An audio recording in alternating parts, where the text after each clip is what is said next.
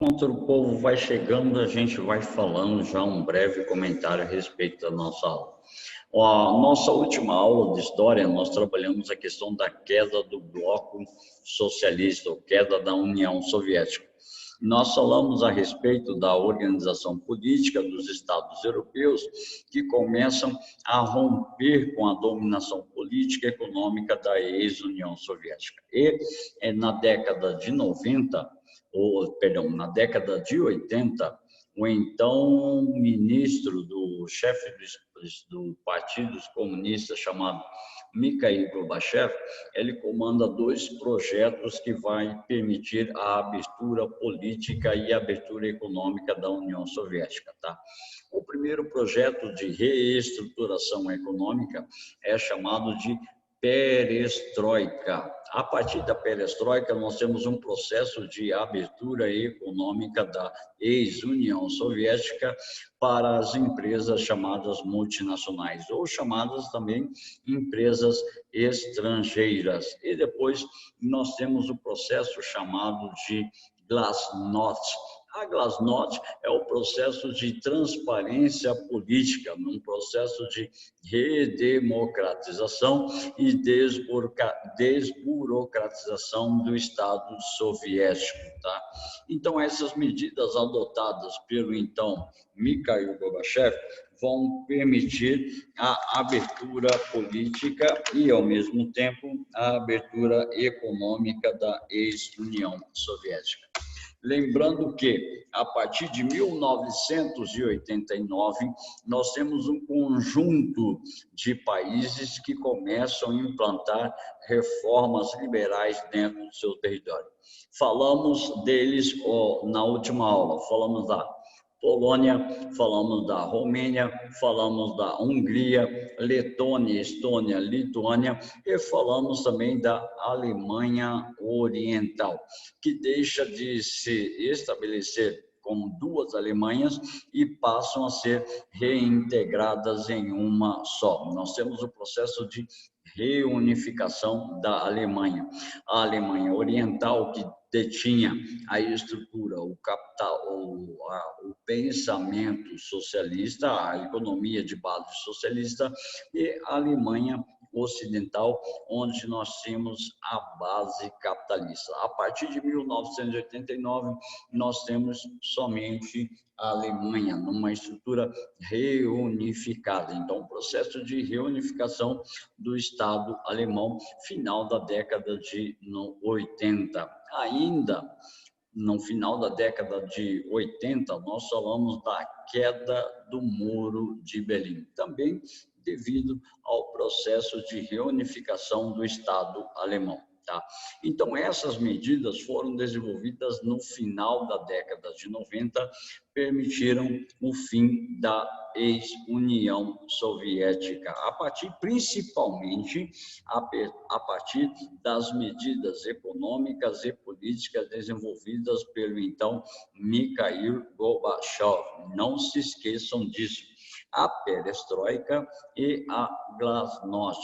A perestroika no campo da economia, a glasnost no campo da política, num processo de redemocratização do chamado Estado alemão. A partir daí, nós temos o desenvolvimento, tá? Aliás, o surgimento de novos estados independentes na Europa.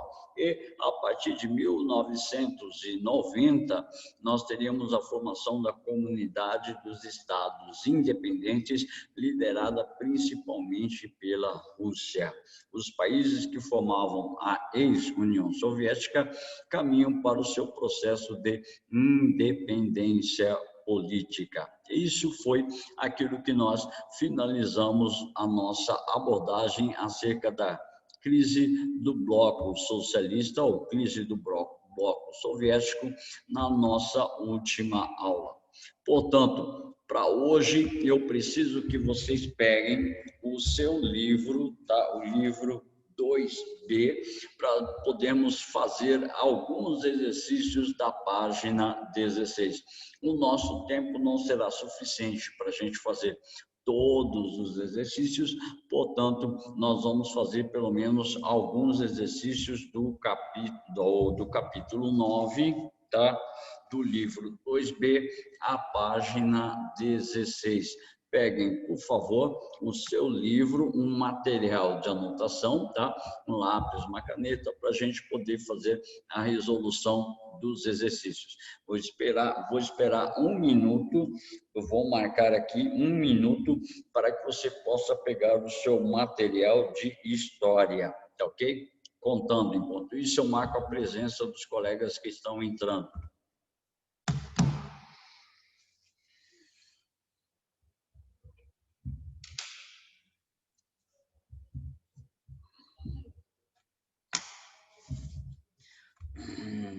Vamos lá? Pegando já um material de história, o livro 2B é a página 16. Então, a partir da página 16, nós vamos fazer alguns exercícios para a gente poder memorizar ainda mais aquilo que nós estudamos na nossa última aula, certo? Exercício número 1, página 16. Então, exercício número 1, nós vamos assim, exercício de número 1, da Universidade Estadual da UEA, da Amazonas, Universidade Estadual do Amazonas. Na década de 1970, a União Soviética começou a apresentar baixo dinamismo econômico e defasagem tecnológica em relação aos países capitalistas.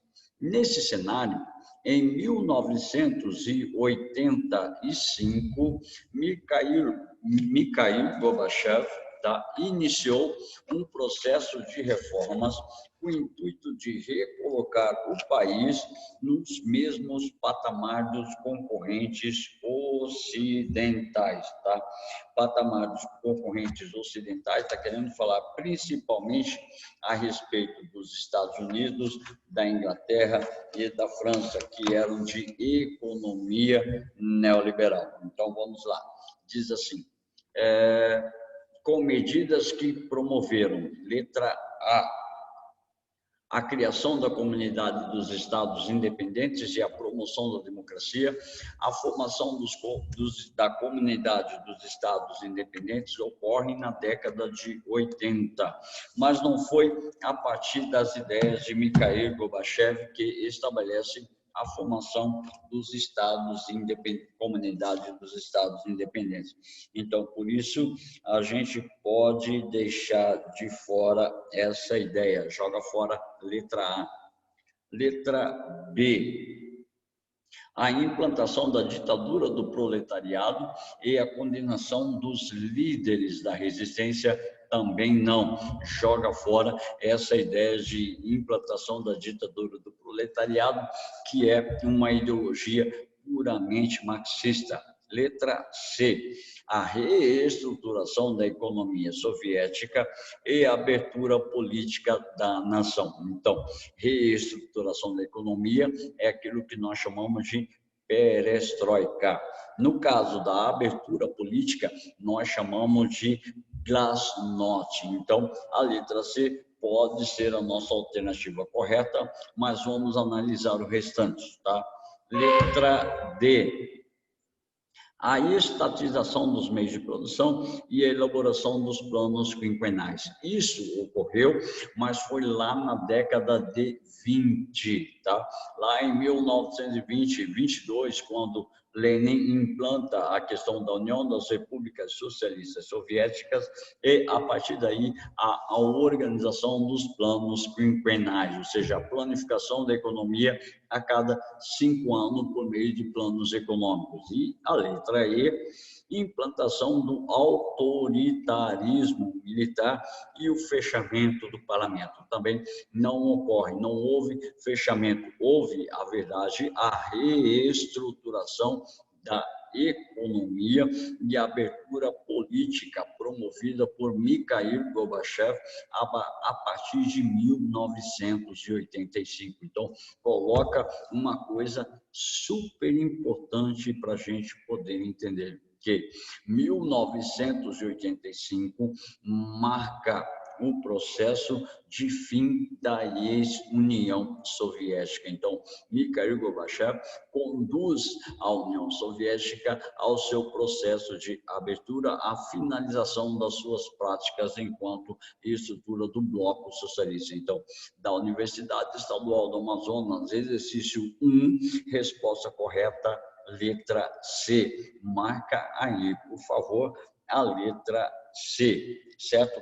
Então, dentro dessas prerrogativas, nós temos a década de 80 como início do processo de desmantelamento da ex-União Soviética. Marcou, letra C, então está feliz da vida. Vamos para o exercício de número 2, tá? Exercício número 2, Universidade do Centro do Paraná. Na União Soviética, governada por Mikhail Gorbachev, foram implementadas reformas denominadas de perestroika e glasnost. Novamente, vamos lembrar pela terceira vez, a perestroika faz parte do processo de reestruturação econômica. A glasnost faz parte do processo de abertura política que a União Soviética passa a sofrer a partir de 1985 sob o comando de Mikhail Gorbachev, tá? Vieram a contribuir para o término do bloco socialista. Em relação a essas reformas, considere as afirmativas a seguir. Afirmativa número 1. Deixa marcar a presença de quem está entrando, tá? Afirmativa número 1. Opa, deixa eu marcar. Isso. Afirmativa número 1. A glasnost possibilitou transparência dos atos governamentais exercidos principalmente a partir do governo de Mikhail Gorbachev. Então, marca a alternativa número 1 como alternativa verdadeira, certo? Opa, marcando a presença de mais um atrasado, vamos marcar aqui. Alternativa 2. A perestroika reestruturou, mais um atrasado, perdão. A perestroika reestruturou e dinamizou o sistema econômico. Então, tá certo, tá ok? A perestroika vai reestruturar todo o sistema econômico dentro da ex-União Soviética. Então, a afirmativa de número 2 também é uma afirmativa verdadeira. Deixa eu marcar aqui. É também uma afirmativa verdadeira. Assim como a glasnost pressupõe a liberalização da política, a perestroika é a reestrutura do sistema econômico dentro da União Soviética. Então, pode marcar, sem medo de ser feliz, pode marcar a afirmativa 1 e a afirmativa 2 como afirmativas verdadeiras. Deixa eu marcar aqui, só um minuto, por favor. Já retomo nossa atividade. Espera aí. Certo? Aí nós temos a afirmativa de número 3. Na afirmativa de número 3, dá novamente uma perspectiva acerca da glasnost, ou da perestroika. 3. A perestroika aboliu a existência... Bom dia, Terezinho. Bom dia, meu querido, tudo bem?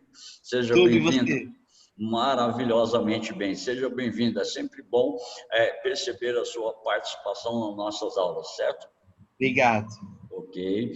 A perestroika aboliu a exigência do Partido Único Comunista. Não, pelo amor de Deus. A glasnost, sim, pode citar como uma estrutura de abolição do Partido Único Comunista na União Soviética, porque a partir da glasnost nós temos a pluripartização. partidarização da União Soviética, ou o retorno dos diversos partidos políticos. Então, joga fora a afirmativa número 3. Afirmativa número 4. As reformas foram executadas pelo presidente Boris Yeltsin. Por favor, o Boris Yeltsin era presidente da Rússia. Quem comandava a União Soviética era Mikhail Gorbachev, tá? Então, joga fora a afirmativa número 4 também. Portanto, resposta correta somente as afirmativas 1 e a afirmativa 2. Portanto, a resposta correta é a letra A. Tá ok? A glasnost é a transparência política, a perestroika, a reestruturação da economia na Rússia. Ambos projetos políticos, tá? Ambas reformas que foram implantadas na União Soviética contribuíram para o fim da estrutura da União Soviética. Então, exercício 1 feito, exercício 2 também feito. Vamos para o nosso próximo exercício, que é o exercício número 3, tá ok? Exercício número 3 fala assim: nós sabemos que a partir de 1989, 90 e 91 foram anos decisivos para o fim da União Soviética, até chegar 25 de dezembro de 1991, onde oficialmente a União Soviética deixa de existir. Portanto, nós temos um elemento central dentro da estrutura política da União Soviética, ou seja, 89, 90 e 91, anos marcantes para o fim da União Soviética. Diz assim: em 1991, ocorreu um dos mais significativos fatos da história recente, a extinção da União Soviética. Sobre este fato, é correto afirmar que, vamos lá, afirmação número 1, o estadista Mikhail Gorbachev, em 1985, assumiu o controle do Partido Comunista Soviético com ideias inovadoras. Tá certo. Tá? Ele vai assumir com ideias praticamente liberais. Entre suas maiores metas governamentais, Gorbachev empreendeu duas medidas, a perestroika e a glasnost. Então, o que eu quero que vocês percebam é que sempre quando se fala da queda do bloco socialista, tá? Ou a queda ou a extinção da ex-União Soviética, sempre vai falar dessas duas medidas desenvolvidas por Mikhail Gorbachev, a perestroika e a glasnost. Então, não tem como você deixar de lado uma informação tão importante como essa. Então, marca número 1 como verdadeira. Número 2, a perestroika visava modernizar a economia russa com a adoção da medida que diminuía a participação do Estado na economia. Tá certo. Então, essa diminuição da participação do Estado na economia são princípios liberais. A glasnost, ou transparência, estabelecia algumas liberdades políticas e direitos individuais. Então, marca como verdadeiro. Deu para você perceber que a maioria dos exercícios, a maioria das atividades que falam a respeito da perestroika e da glasnost vão caminhar pelo mesmo campo de atuação, ou seja, sempre vão exigir o que é a perestroika, o que é a glasnost dentro dessa estrutura de extinção da União Soviética, certo? Então, 1, verdadeiro, 2, também verdadeiro. A afirmativa número 3. A implantação dessas medidas trouxe uma série de consequências, como, por exemplo, a declaração de independência de países que compunham a antiga União Soviética, tais como Letônia, Estônia e Lituânia. Então, está certo. Inclusive, na nossa última aula, Deixa eu marcar aqui, tá? Inclusive, na nossa última aula de história, nós falamos que em 1989, Letônia, Estônia e Lituânia separam-se da União Soviética, proclamando assim a sua independência, formando-se ou firmando-se como estados independentes. Então, marca 1 como verdadeiro, 2 como verdadeiro e 3 como verdadeiro. Portanto, a nossa resposta adequada é a letra E. Então, marcou afirmativa 1 verdadeiro, afirmativa 2 verdadeiro, afirmativa 3 verdadeiro. Portanto, todas as afirmações estão verdadeiras. Resposta a letra E. Certo? Mais um exercício para a gente poder fazer. Para quem chegou agora, nós estamos fazendo o exercício da página 16 do livro 2B de História, certo?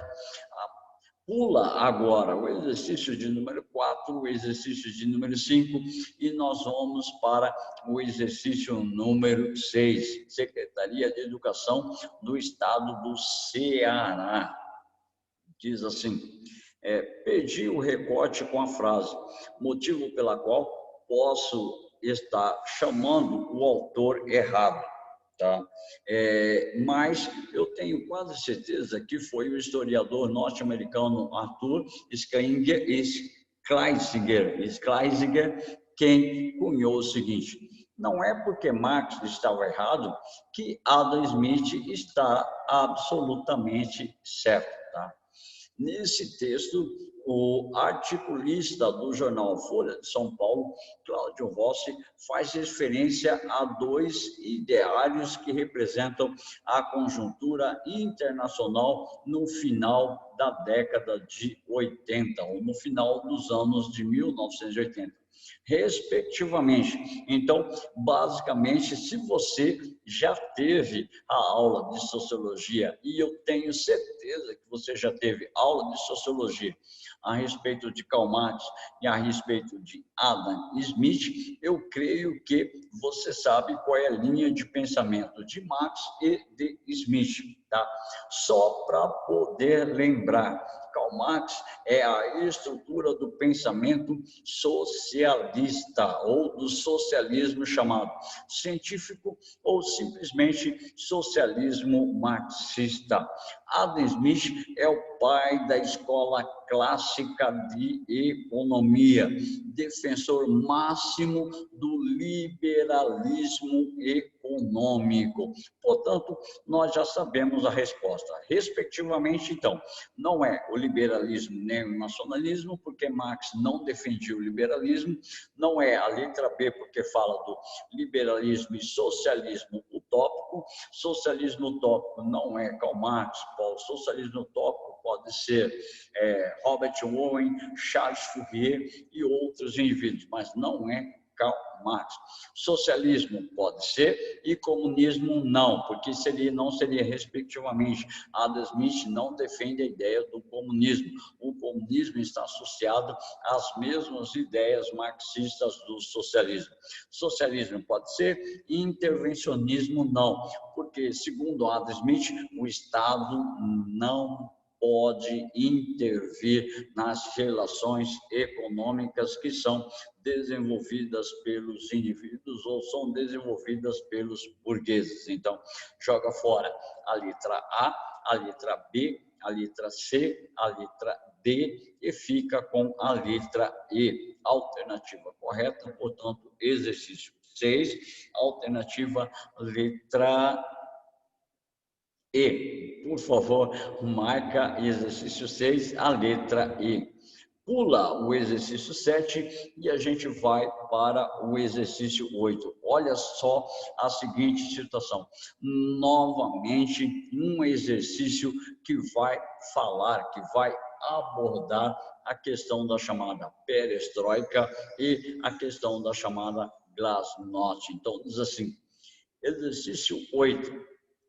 A perestroika e a glasnost espalharam-se entre os povos do leste europeu.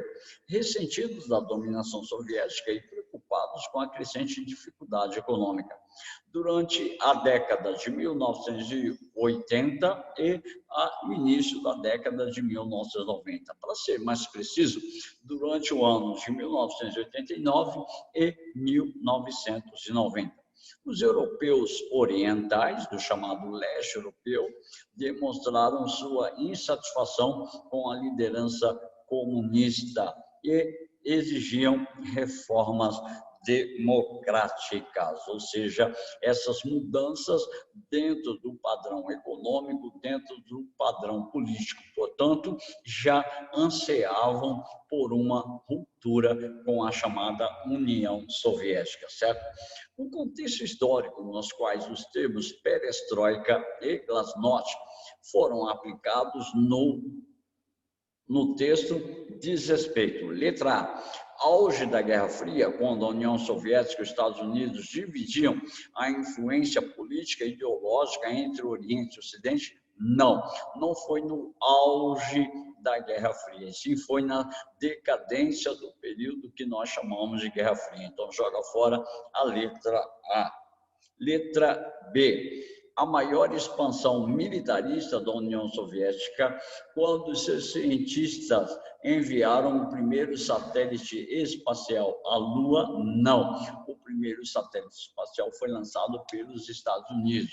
O primeiro homem a ir para o espaço, aí sim, o russo Yuri Gagarin. Então, joga fora a letra B. Letra C. Ao levante das oposições contra a violência do governo stalinista. Não pode ser, porque está falando 80 e 90. Stalin é lá década de 30, década de 40, início até meados da década de 50. Então, joga fora. Aos conflitos entre a União Soviética e o Japão socialista na disputa pelo controle da navegação militar do Oceano Pacífico, também não. O Japão não é socialista e não disputaram o controle da navegação militar no Oceano Pacífico. Joga fora. Sobrou, portanto, a letra E. A crise estrutural do Estado soviético, levando Mikhail Gorbachev a propor uma abertura política e uma orientação econômica na União Soviética para enfrentar problemas nacionais. Então, marca, por favor, a alternativa letra E como alternativa correta para o exercício de número 8. Então, alternativa letra E, exercício 8, resposta correta. Marca aí, por favor. Mais um exercício para dar tempo de vocês tomarem um ar para irem para a próxima aula. Exercício de número 9. Exercício de número 9 vai falar a respeito diretamente da política externa da União Soviética. Diz assim: na política externa, a aproximação com as potências ocidentais praticamente determinou o fim da Guerra Fria, trazendo desdobramentos como a queda do Muro de Berlim e a derrubada pacífica ou violenta dos ditadores da Europa Oriental. A Alemanha Oriental foi finalmente reunida à parte ocidental, formando um só país, tá? Falamos disso na nossa última aula, a reintegração do território da Alemanha Oriental à Alemanha Ocidental. Consequentemente, nós temos a queda do Muro de Berlim e a deposição de alguns políticos na questão da Tchecoslováquia, na Romênia, na Bulgária, na própria Alemanha, tá? Como consequência do desmantelamento da estrutura política da União Soviética. Portanto, diz assim: com base nas informações do fragmento, é correto concluir que o autor se refere à letra A, unificação do Estado alemão em 1871, não está falando 71, 1871, está falando do fim da Guerra Fria, portanto, década de 1980, basicamente 100 anos depois. A política adotada pela Rússia logo após a Revolução Bolchevique, não. A Revolução Bolchevique foi lá em 1917. Joga fora. Letra C. Algumas consequências das medidas liberalizantes adotadas na União Soviética na década de 80. Pode ser a letra C. Letra D. Formação do comércio, do Estado do Comecon, Acordo Político e Econômico de Desenvolvimento dos Tratados Comerciais na Europa, reunindo as principais economias da Europa Oriental aos Estados Unidos na década de 1940, está errado também, porque é instituído a partir de 1990. Letra E, algumas consequências do Plano Marshall, adotado na década de 1940 para recuperar a economia europeia. É uma afirmativa verdadeira, mas não tem ligação direta com o nosso texto, com o nosso fragmento que fala a respeito do fim da Guerra Fria. Portanto, década de 1980. Portanto, resposta correta, a letra C, certo? Portanto, ficamos no exercício número 9. Resposta, letra C.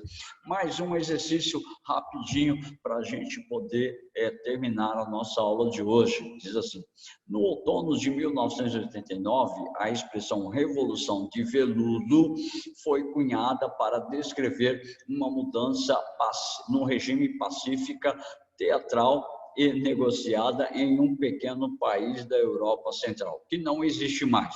Este rótulo sedutor foi, então, aplicado de uma forma retrospectiva aos acontecimentos importantes de importância cumulativa que se desenrolaram na Polônia, na Hungria, na Alemanha Oriental. Aí diz assim... O texto acima refere-se ao processo histórico apresentado pelo, letra A, surgimento na Europa de blocos de repúblicas socialistas sob influência da União Soviética no início da Guerra Fria? Não, está falando 1989, portanto, é o fim da Guerra Fria. Letra B, desmoronamento do bloco de repúblicas socialistas na Europa, concomitante ao início da crise que conduziu ao fim da União Soviética, pode ser a nossa resposta verdadeira. Letra C, conjunto de rebeliões que sacudiram os blocos das repúblicas socialistas na Europa Oriental e foram duramente reprimidas pela União Soviética. Não foi porque propriamente a União Soviética já estava em crise. Conjunto de conflitos políticos entre Estados Unidos e a União Soviética, vou parar por aí, porque não houve essa estrutura de conflitos ideológicos durante o fim da União Soviética. Portanto, resposta letra B. Ufa! Terminamos, praticamente encerramos mais um capítulo de história, certo? Encerramos mais uma sequência de atividades. Claro que a gente não conseguiu fazer todas as atividades, mas pelo menos algumas de relevância significativa para a gente poder dar sequência ao nosso estudo, certo? Eu quero agradecer a presença de todos na aula. Conseguimos 19 participantes para a nossa aula de hoje.